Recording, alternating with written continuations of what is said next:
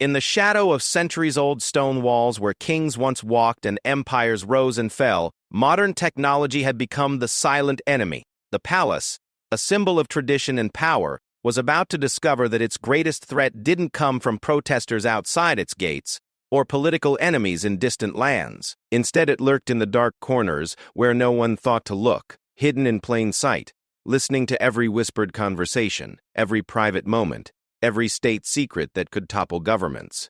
James Morrison had been a palace security guard for 12 years, walking the same corridors, checking the same rooms, following the same routines. He thought he knew every inch of the ancient building. But on this cold Tuesday morning, as frost covered the palace gardens and the first light of dawn crept through stained glass windows, James would make a discovery that would change everything. A tiny piece of technology, no bigger than a button, would expose a web of surveillance that reached into the highest levels of power. What started as a routine security check would become a race against time, forcing Prince William to make decisions that could either save the monarchy or destroy it forever. Because when the walls have ears, and those ears belong to unknown enemies, trust becomes a luxury no one can afford. The question wasn't just who was listening. The question was how long they had been listening, what they had already heard, and what they planned to do with the secrets they had stolen from the heart of the British Empire. James Morrison adjusted his earpiece as he began his morning rounds through the east wing of Kensington Palace. The digital clock on his security tablet showed 6:47 a.m., and the corridors were still bathed in the quiet darkness that came before the palace fully awakened. After 12 years of walking these same halls, James knew every creak of the ancient floorboards, every shadow cast by the ornate furniture, every sound that belonged and every sound that didn't. The palace security team had recently upgraded their surveillance protocols following intelligence reports about increased threats to the royal family. New scanning equipment had been installed throughout the building, and guards were required to conduct more thorough inspections of rooms, checking for anything unusual or out of place.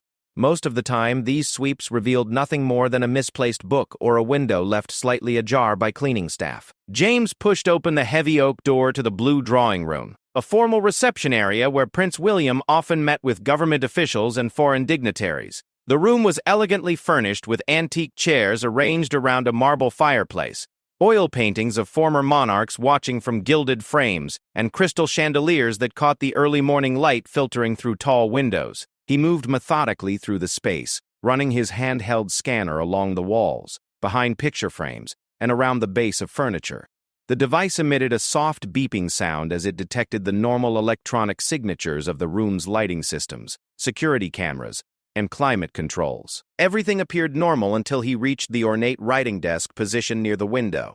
As James passed the scanner over the desk's surface, the device suddenly erupted in a series of rapid, high-pitched beeps. He frowned and moved the scanner more slowly across the same area. The beeping intensified when he held it near the desk's decorative bronze corner piece, a small ornamental element that had always been part of the furniture. James knelt down to examine the corner piece more closely. At first glance, it looked exactly like the other three corners of the desk, crafted in the same elaborate Victorian style with intricate scrollwork and aged patina. But when he looked more carefully, he noticed something that made his pulse quicken. The bronze piece was slightly loose, moving almost imperceptibly when touched. Using a small flashlight from his utility belt, James illuminated the corner piece and discovered what appeared to be a tiny seam running around its edge. The piece had been carefully modified, turned into some kind of housing for something hidden inside. With growing concern, he radioed his supervisor. "Control, this is Morrison in the blue drawing room. I need technical support down here immediately. I think I found something." Within minutes, Detective Inspector Sarah Chen from the Palace Security Technical Team arrived with her equipment kit. Sarah had worked in counterintelligence for Scotland Yard before joining the Royal Protection Unit, and she had seen enough surveillance devices to recognize the signs of professional installation. "What have you got, James?" she asked, setting down her larger, more sophisticated scanning equipment. "Something's hidden in this corner piece," James explained, pointing to the bronze ornament. "My scanner's going crazy when I get near it." Sarah activated her spectrum analyzer and immediately saw the electromagnetic signature that confirmed James's suspicions. "You're right. There's definitely an active electronic device in there. From the frequency pattern, I'd say it's a wireless microphone with digital transmission capability." Sarah carefully photographed the corner piece from multiple angles before beginning the delicate process of removing it. Using specialized tools, she managed to separate the bronze housing without damaging whatever was hidden inside. What she revealed made both security officers step back in shock. Nestled inside a custom-carved cavity was a sophisticated listening device unlike anything either of them had seen before. The microphone was smaller than a 5-pence coin but appeared to be military-grade technology. It had its own miniature battery, wireless transmitter, and what looked like advanced noise-filtering components. "This isn't some cheap spy gadget you'd buy online," Sarah said grimly. "This is professional intelligence equipment, expensive, high-tech, and probably installed by someone with serious training and resources." James felt a chill that had nothing to do with the morning air. "How long do you think it's been here?" Sarah examined the device more closely with a magnifying lens.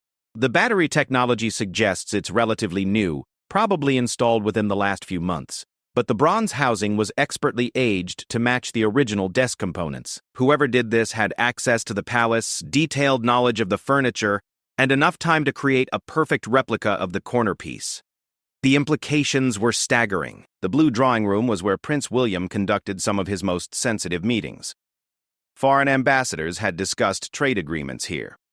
Government ministers had briefed the prince on classified security matters. Intelligence officials had shared information about ongoing operations. If someone had been listening to these conversations for months, the security breach could have catastrophic consequences for national security. Sarah immediately secured the device in a specialized containment unit that would block any remaining transmissions. "We need to sweep the entire palace. If they planted one device this sophisticated, there could be others." James nodded, his mind racing through all the rooms he had walked through over the years, wondering what else he might have missed. "Should we notify Prince William immediately?" "Yes, but first we need to understand the scope of this. I'm calling in the full technical team and requesting additional personnel from MI5. We're going to tear this place apart until we find every piece of surveillance equipment that doesn't belong here." As Sarah made her calls, James remained in the blue drawing room, staring at the desk where the device had been hidden.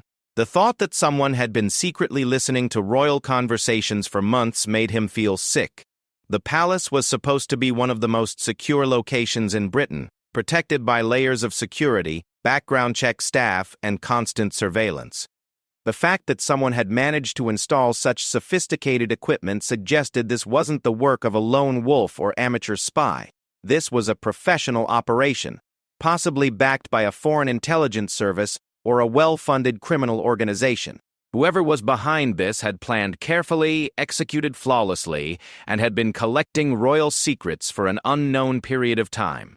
Within an hour, the blue drawing room was filled with technical specialists, each carrying equipment that could detect different types of surveillance devices. They worked methodically, scanning every surface, every piece of furniture, every decorative element. The room was photographed, measured, and analyzed from every possible angle. Detective Chief Inspector Michael Roberts arrived to coordinate the expanded security suite. Roberts had 30 years of experience in counterintelligence and had dealt with sophisticated surveillance operations before, but even he was impressed by the quality of the hidden microphone. "This device probably cost more than most people make in a year," he told the assembled security team. "The transmission range is at least several miles, and it has encryption capabilities that suggest state-level resources. We're not dealing with paparazzi or amateur eavesdroppers. This is a professional intelligence operation." Roberts divided the palace into sections and assigned teams to conduct comprehensive sweeps of each area. Every room that Prince William used regularly would be examined first, followed by areas where other members of the royal family spent time, and finally common areas and staff quarters. As the investigation expanded, James found himself wondering how many conversations had been compromised, how many state secrets had been stolen, how many private family moments had been recorded and analyzed.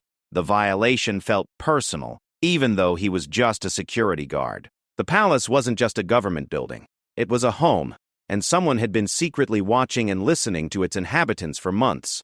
The discovery of the hidden microphone would prove to be just the beginning of a security nightmare that would test the royal family's trust in everyone around them and force them to question whether their most secure location was actually their most vulnerable.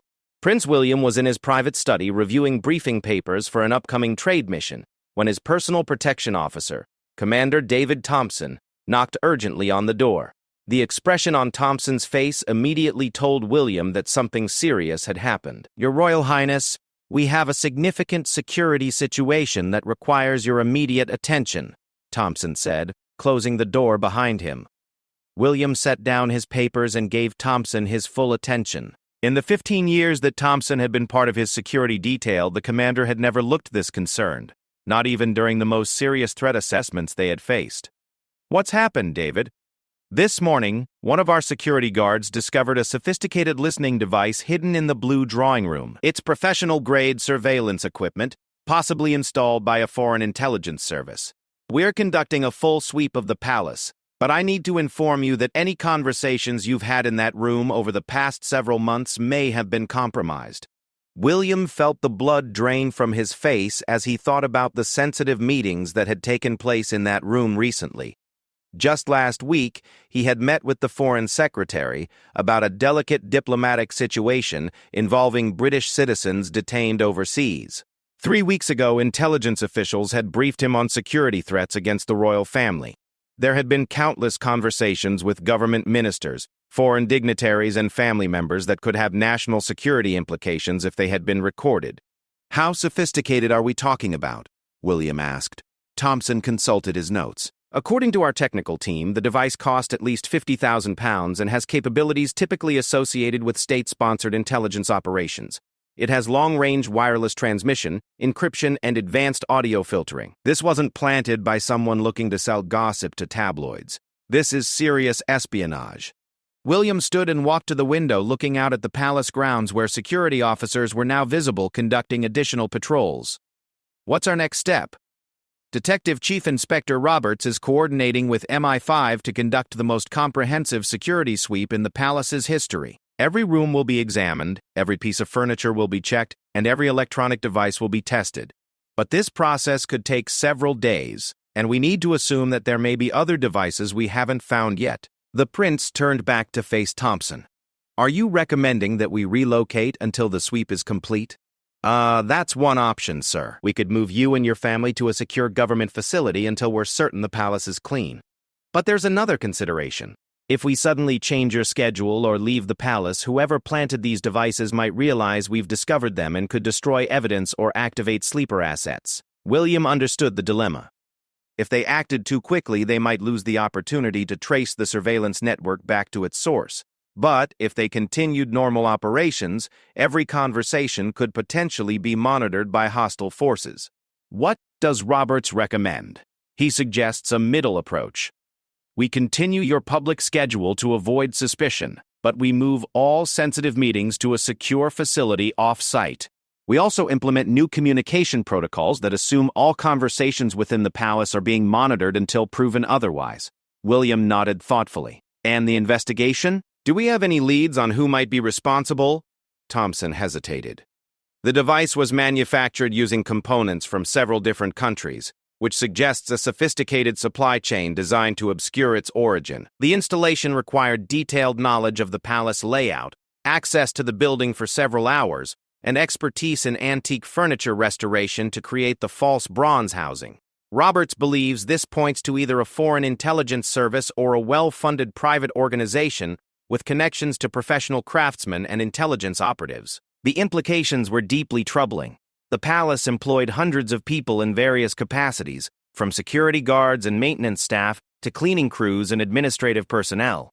Everyone had undergone background checks, but those checks might not reveal someone who had been recruited or compromised after being hired. "David, I need you to arrange a secure meeting with the Home Secretary and the Director General of MI5. If our private conversations have been monitored for months, they need to know what information might have been compromised." "Already arranged, sir."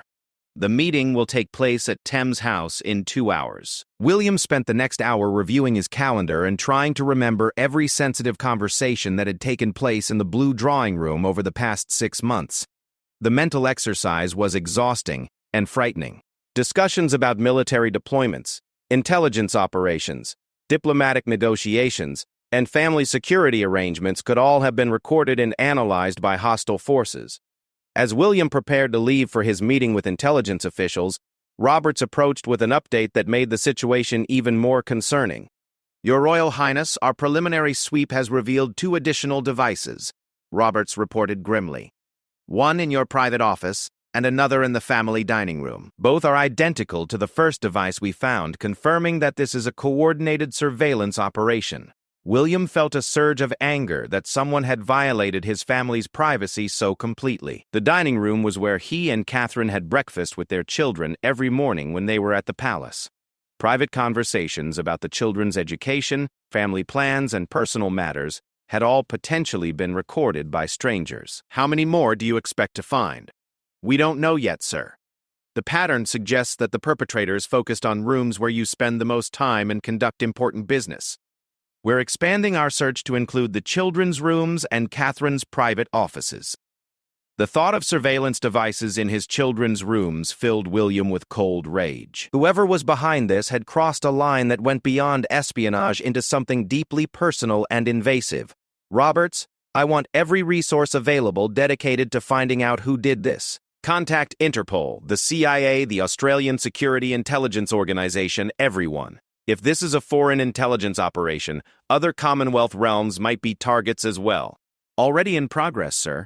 We've also begun analyzing the transmission frequencies used by the devices to determine where the signals were being sent. If we can track the receiving equipment, we might be able to identify the people behind this operation."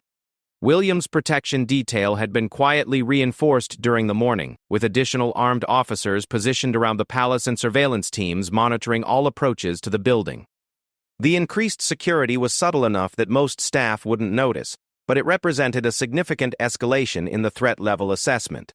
As William was driven to his meeting at MI5 headquarters, he thought about how the discovery would affect his family's daily life. The palace had always been their primary residence, a place where they could relax and feel secure despite the constant presence of security personnel. Now, that sense of security had been shattered by the knowledge that their most private moments had been secretly recorded. The meeting at Thames House was sobering. MI5 Director General Patricia Hamilton and Home Secretary James Mitchell listened grimly as technical experts explained the sophistication of the surveillance devices and the potential scope of the security breach. "The good news is that these devices appear to be audio only," Hamilton explained. "We haven't found any hidden cameras, which limits the type of intelligence that could have been gathered. The bad news is that the audio quality is extremely high, and the devices have been in place for at least 3 months. Mitchell leaned forward in his chair. "What's our worst-case scenario in terms of compromised information? Assuming the devices were installed in March and have been operating continuously since then, virtually every conversation His Royal Highness has had in those rooms could have been recorded," Hamilton replied. "This includes discussions about military operations, intelligence briefings, diplomatic strategies, and personal family matters." William felt the weight of responsibility pressing down on him. As heir to the throne and a senior member of the royal family, he was regularly briefed on matters of national security. If those briefings had been compromised, the security implications could extend far beyond the royal family, to affect military personnel, intelligence operatives, and diplomatic missions around the world. "What do we do now?" William asked. Hamilton consulted her notes. "We're implementing Operation Royal Shield, a comprehensive security review that will include sweeping all royal residences, reviewing the background of every person with access to the royal family, and establishing new protocols for sensitive communications. We're also working with international partners to determine if similar operations are being conducted against other heads of state." The realization that this might be part of a broader intelligence campaign against Western leaders added another layer of complexity to the situation. If foreign agents were successfully penetrating the most secure residences in multiple countries, it represented a fundamental shift in the global intelligence landscape that would require an unprecedented level of international cooperation to combat. Detective Chief Inspector Roberts stood in the palace's communications center, surrounded by banks of monitoring equipment that his technical team had installed throughout the building. After 36 hours of intensive searching, they had discovered a total of 7 sophisticated listening devices hidden in various locations throughout the royal residence. Each device was identical in design and manufacturing, confirming that this was a coordinated intelligence operation, planned and executed by professionals. Sarah Chen approached Roberts with the latest analysis from the electronic warfare specialists who had been flown in from government communications headquarters. Her expression was troubled as she handed him a classified report that would change their understanding of the entire operation. "Sir, you need to see this immediately," she said quietly. "The frequency analysis has revealed something very disturbing about how these devices were operating." Roberts opened the report and felt his stomach drop as he read the technical findings. The surveillance devices hadn't just been recording conversations for later retrieval. They had been transmitting live audio feeds in real time to a receiving station located somewhere within a 5-mile radius of the palace. More concerning still, the transmission logs showed that someone had been actively monitoring Prince William's conversations and had the ability to listen to sensitive discussions as they happened. "They've been conducting real-time intelligence gathering," Roberts said grimly. "This means whoever planted these devices has been able to provide immediate intelligence to their handlers about royal activities, government briefings, and security arrangements." The implications were staggering. If hostile agents had been listening to live conversations about Prince William's travel plans, they could have positioned surveillance teams or even attack assets to monitor his movements. Security briefings about threats against the royal family could have been compromised immediately, allowing potential attackers to adjust their plans accordingly. Roberts immediately contacted Commander Thompson to arrange an emergency security briefing with Prince William. The new information meant that the threat level had escalated significantly and immediate changes to security protocols would be necessary. Meanwhile, MI5 technical specialists had managed to trace the transmission signals to a receiving station located in a residential area of West London. The discovery led to a coordinated surveillance operation involving multiple agencies as they attempted to identify the people responsible for the intelligence gathering without alerting them that their operation had been compromised. Detective Superintendent Maria Rodriguez from the Metropolitan Police Counterterrorism Command was coordinating the surveillance operation from an unmarked van parked 3 blocks away from the target location. Through high-powered telescopes and electronic monitoring equipment, her team was watching a seemingly ordinary 3-story townhouse that appeared to be the center of the espionage network. "The signal definitely originates from that building," Rodriguez reported to Roberts over an encrypted radio channel. "We've identified at least 3 individuals entering and leaving the property over the past 12 hours. But we haven't been able to confirm their identities yet." The surveillance team was using facial recognition technology and international intelligence databases to identify the suspects, but the process was complicated by the fact that the individuals appeared to be using sophisticated counter-surveillance techniques. They wore different clothing each time they left the building, used various routes to avoid establishing patterns, and seemed to be aware of the potential for electronic monitoring.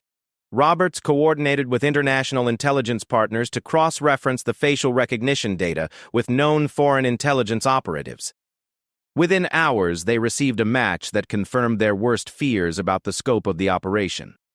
One of the suspects has been identified as Dmitry Volkov, a known operative from the Russian Foreign Intelligence Service. Roberts informed Prince William during an emergency briefing at a secure government facility. He's been involved in similar surveillance operations against Western governments for the past decade. William absorbed this information while reviewing the security implications with his advisors. The involvement of Russian intelligence agents meant that the surveillance operation was likely part of a broader espionage campaign against British government officials and possibly other Western leaders. What intelligence could they have gathered that would be valuable to Russian interests? William asked. Home Secretary Mitchell consulted his classified briefing notes. "Over the past 3 months, you've been briefed on several matters that could be of significant interest to Russian intelligence. This includes discussions about sanctions policy, NATO military exercises, and intelligence sharing agreements with allied nations." The security team had compiled a comprehensive list of all sensitive conversations that had taken place in the monitored rooms during the time the devices were active. The list was classified at the highest levels because it included references to ongoing intelligence operations, military deployments, and diplomatic negotiations that could affect national security if compromised. Roberts outlined the plan for apprehending the suspected intelligence operatives without revealing that their surveillance network had been discovered. "We're coordinating with MI6 and international partners to conduct simultaneous operations in multiple countries. Similar surveillance networks have been identified in Washington, Ottawa, and Canberra, suggesting this is part of a coordinated intelligence campaign against Five Eyes Alliance members.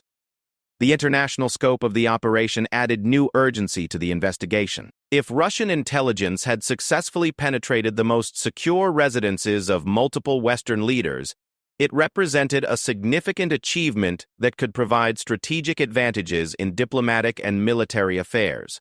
William made the difficult decision to temporarily relocate his family to Windsor Castle, while Kensington Palace underwent complete security renovations. The move would be presented to the public as routine maintenance, but it actually involved installing state-of-the-art counter-surveillance equipment and implementing new security protocols developed specifically to counter advanced espionage operations. Catherine and the children were briefed about the security situation in age-appropriate terms, with the focus on explaining the temporary changes to their daily routines without causing unnecessary anxiety. The Royal Protection Team developed new procedures for family activities, including the use of secure communication devices and modified travel arrangements. The technical investigation revealed that the surveillance devices had been installed during a period when the palace was undergoing restoration work on its electrical systems. The timing suggested that the intelligence operatives had inside knowledge of palace maintenance schedules and had used the legitimate construction work as cover for their espionage activities. They would have needed detailed architectural drawings of the palace and access credentials for the construction areas, Sarah Chan explained during a technical briefing. This suggests either a security breach within our own personnel or collaboration with someone who had legitimate access to the building. Roberts ordered a comprehensive security review of everyone who had access to the palace during the restoration period. The investigation expanded to include background checks on construction workers, security contractors, and even government officials who had been briefed on the maintenance schedule.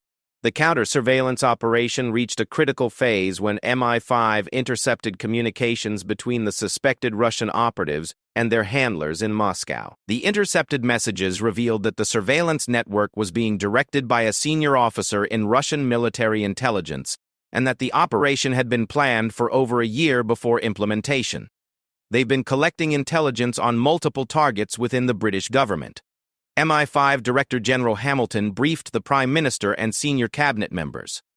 The royal family was apparently just one component of a much larger espionage operation aimed at gathering strategic intelligence about British policy decisions and security arrangements. The discovery that Prince William's conversations had been monitored as part of a broader intelligence operation against the British government elevated the security breach from a royal protection issue to a matter of national security requiring coordination at the highest levels of government.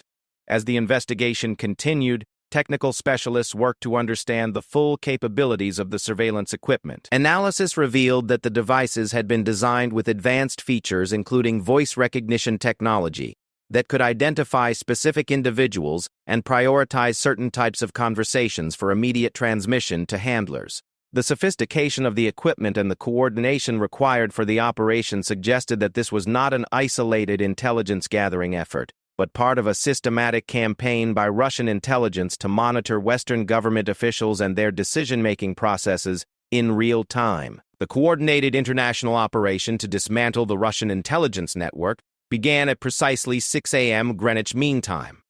In London, armed police and MI5 agents surrounded the West London townhouse while simultaneous raids were conducted in Washington, D.C., Ottawa, Canberra, and Wellington.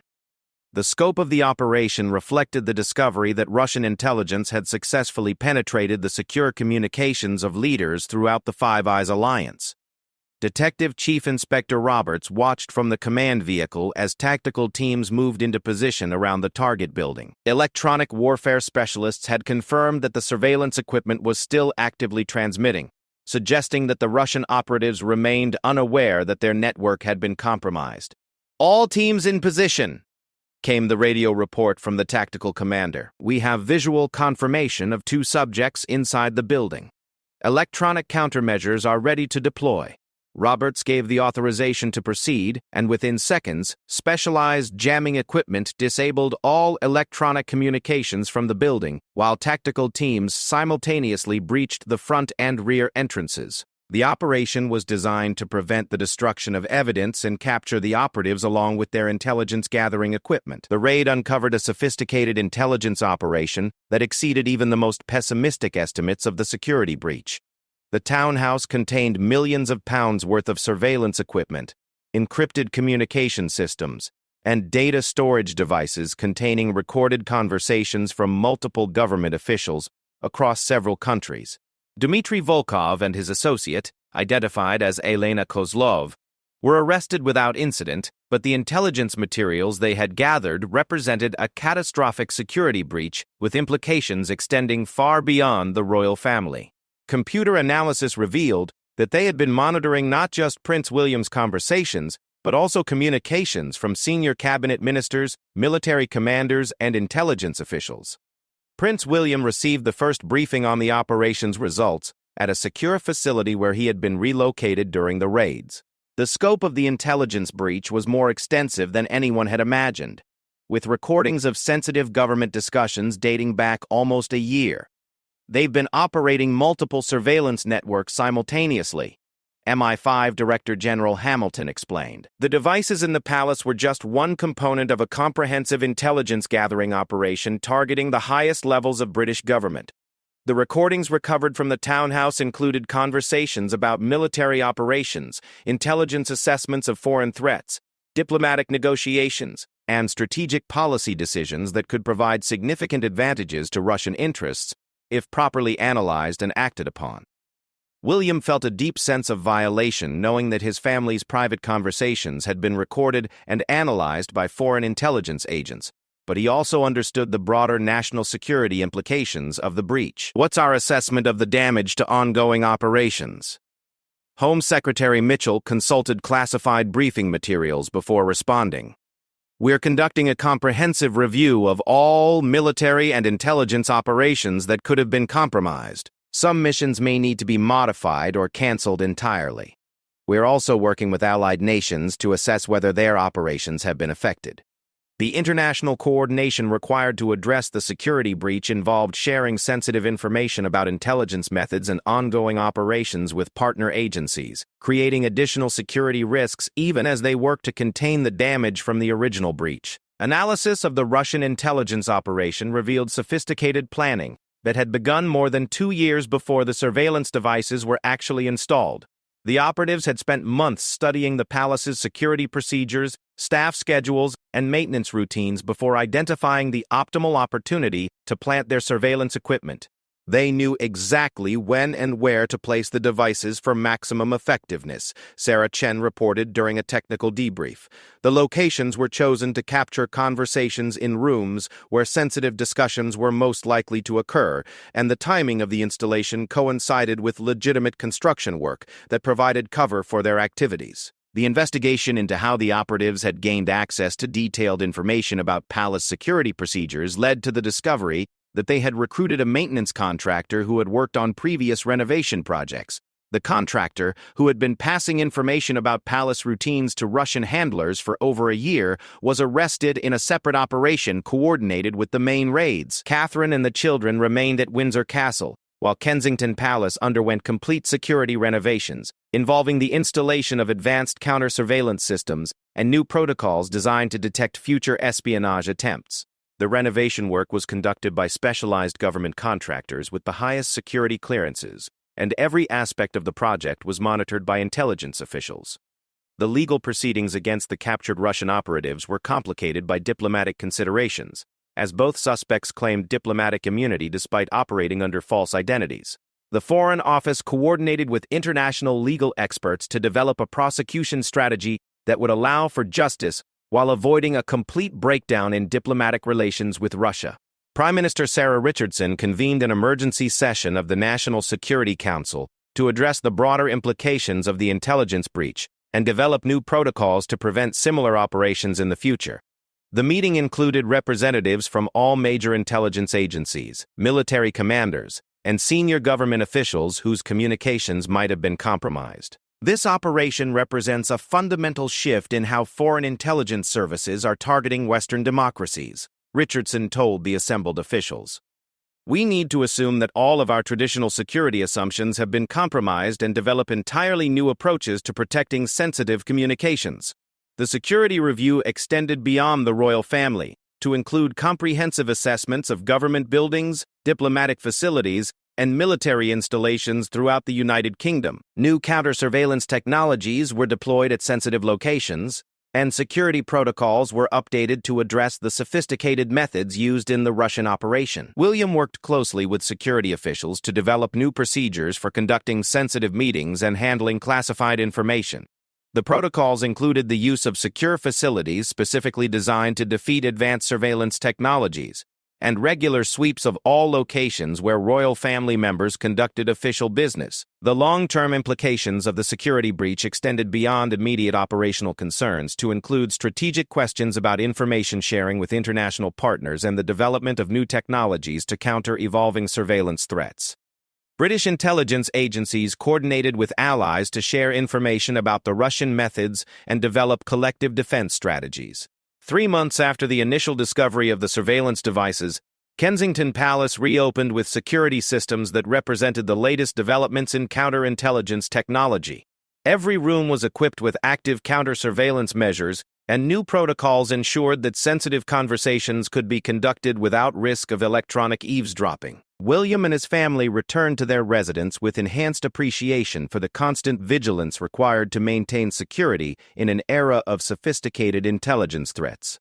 The experience had demonstrated that even the most secure locations could be compromised by determined adversaries with advanced technology and inside knowledge.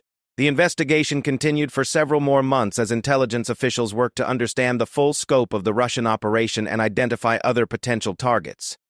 The case became a landmark example of modern espionage that influenced security protocols for government officials throughout the Western world. James Morrison, the security guard whose vigilance had uncovered the surveillance network, received commendation for his role in protecting national security. His discovery of the hidden microphone had prevented what could have been years of continued intelligence gathering by hostile foreign agents, and demonstrated the importance of individual awareness in maintaining collective security. The Royal Protection Unit implemented new training programs based on lessons learned from the incident, ensuring that all personnel understood the evolving nature of surveillance threats and the techniques needed to detect increasingly sophisticated intelligence-gathering equipment. The program became a model for security training throughout the British government and was shared with international partners facing similar threats.